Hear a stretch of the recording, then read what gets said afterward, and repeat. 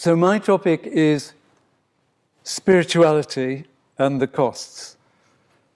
In essence, the cost of dying in a medicalized world is that spirituality is unrecognized.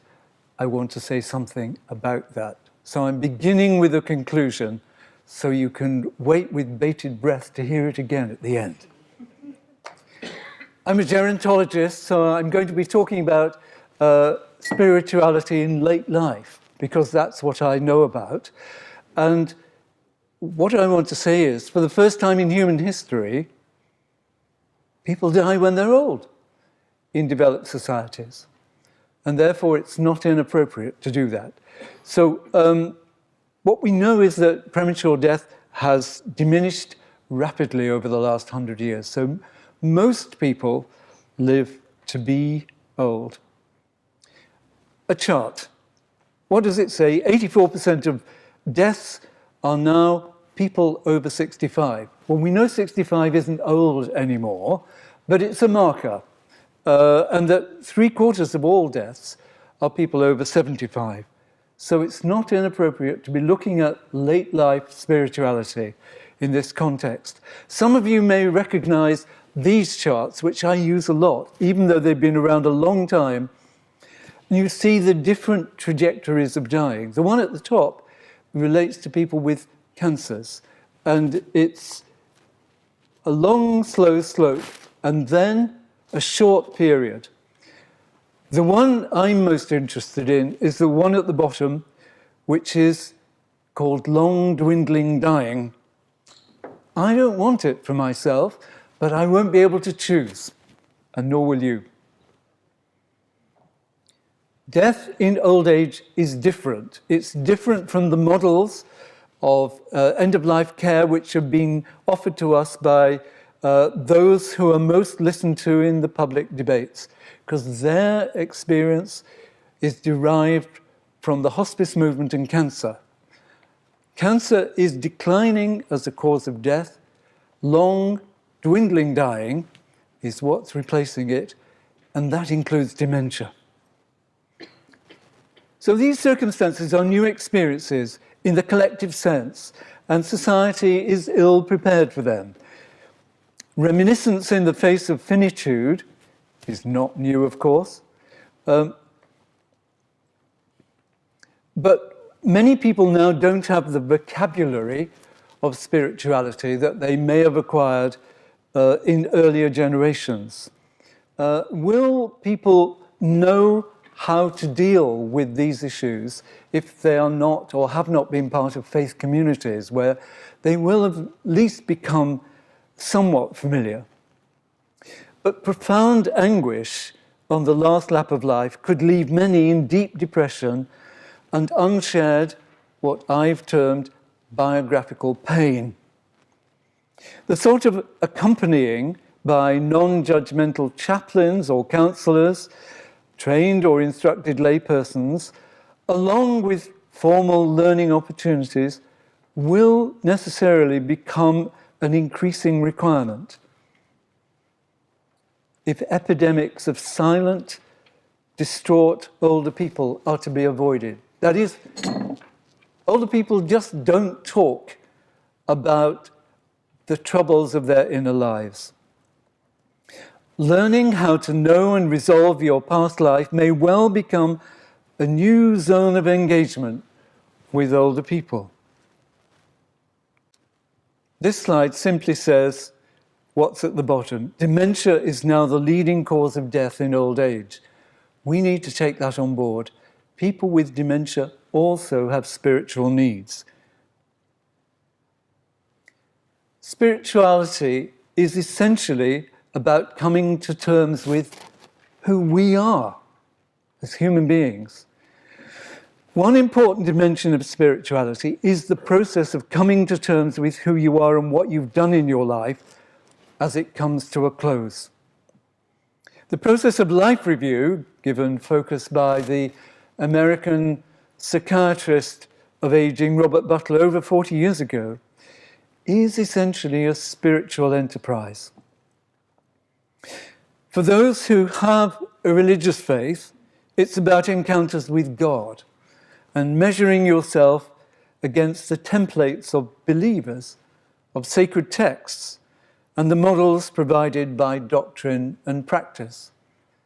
But it's not only people in faith communities who have issues of spirituality, and we need to recognize that spirituality is an issue for everyone. It may be different if you are part of a faith community, but the questions are the same. Now, I would say that the hospice and palliative care movement, for all its great qualities, pays much lip service to spirituality, but it focuses on symptomatology and physical pain relief. And they are not unimportant, but somehow they blot out attention on the inner life. A man called Harry Moody, Rick Moody, a friend for a long time, wrote a book some years ago called The 5 Stages of the Soul. And in this book, he writes about the first of the 5 stages, and he has this narrative here. Wasn't life supposed to get better as the years pass? Didn't I do what I was supposed to do? Go to school, join the team, work hard? Now we're 34-year-olds, or 40 years old, or 59, or 89. And the years have given us neither the pleasure we assumed we'd get, nor the big payoffs we'd always dreamed about. Rewards and laurels may come from time to time, it's true, but the happiness they bring doesn't last long. There are peak moments, of course, and the stretches of sunshine. But why do they always seem overshadowed by the gnawing sense of unfulfillment, the sameness of days? In my research life, I've listened to many life histories of older people, and I've heard these stories. I've become convinced that biography is the key source of spirituality, and remembering in pain is a special version of spiritual reflection for the very old and frail as they face the end of life. This is my definition. Biographical pain is the irredeemable anguish which results from profoundly painful recollection of experienced wrongs which cannot be, or we feel cannot be, ever righted. When finitude or impairment terminates the possibility of cherished self-promises to redress deeply regretted actions.